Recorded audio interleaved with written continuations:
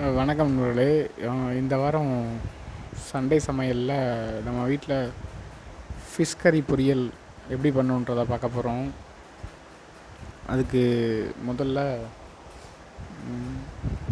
ஒரு சிக்கன் பொடி ஒரு பாக்கெட், அப்புறம் ஃபிஷ் ஃப்ரை பொடி ஒரு பாக்கெட்டு. அதாவது சிக்கன் பொடின்றது சிக்கன் 65 பொடி தான் சொல்கிறேன். அதுக்கப்புறம் நம்ம வீட்டில் இருக்கிற ஸ்பெஷலாக தயாரித்து வச்சுருக்க மிளகாய் பொடி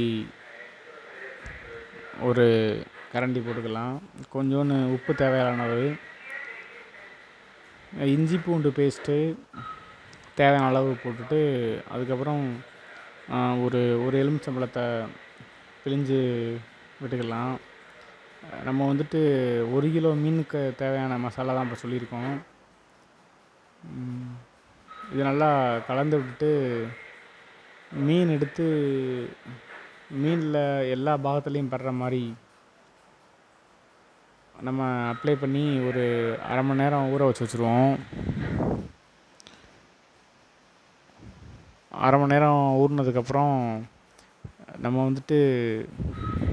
ஒரு அடுப்பில் ஒரு தோசைக்கல்லை வச்சு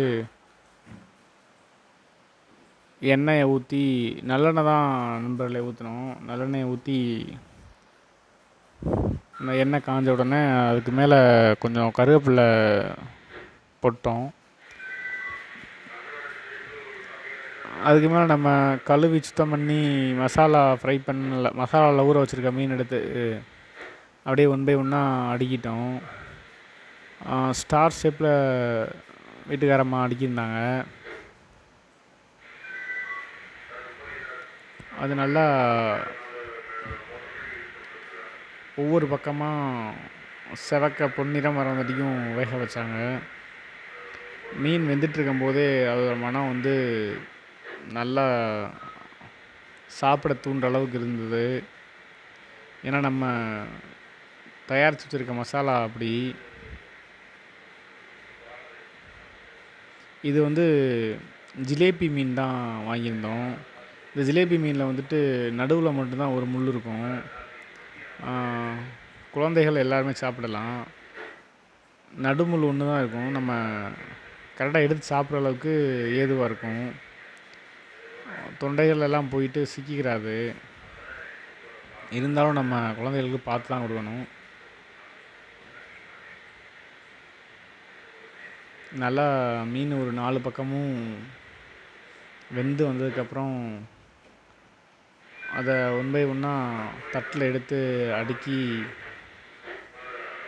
சாப்பாட்டுக்கு கொடுத்துட்டாங்க. நல்லா சாப்பிட்டோம். இந்த ஜிலேபி மீன் நீங்களும் வாங்கி இதை பொரித்து ட்ரை பண்ணுங்கள் நண்பர்களே.